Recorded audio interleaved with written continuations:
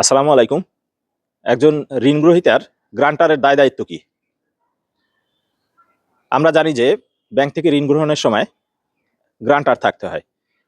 তো আপনি অনেক সময় সম্পর্কের খাতিরে কিংবা আত্মীয়তার খাতিরে অনেকের গ্রান্টার হয়ে থাকেন। কিন্তু এই গ্রান্টার হলে আপনার কি ধরনের সমস্যায় পড়তে হতে পারে সেটা জানতে হবে। ব্যাংক কোম্পানিজ অ্যাক্ট ১৯৯১ এর ১৫(৪), ১৫(৫), ১৫ ক ধারা মোতাবেক যদি কোনো ঋণ গ্রহীতা তার ঋণ পরিশোধ না করে, সেক্ষেত্রে কিন্তু ঋণ গ্রহীতার যে গ্রান্টার থাকবে তাকে সেই ঋণ পরিশোধ করতে হবে।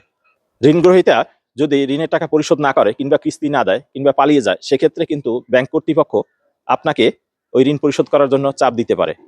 তারা আদালতে এনআই অ্যাক্ট কিংবা অর্থ ঋণের মামলা করতে পারে।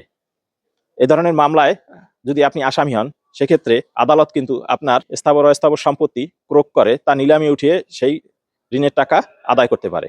আপনি এমন কোনো ব্যক্তি বা প্রতিষ্ঠানের ঋণ গ্রহীতার গ্রান্টার হবেন না যার ঋণ পরিশোধের ক্ষমতা নেই।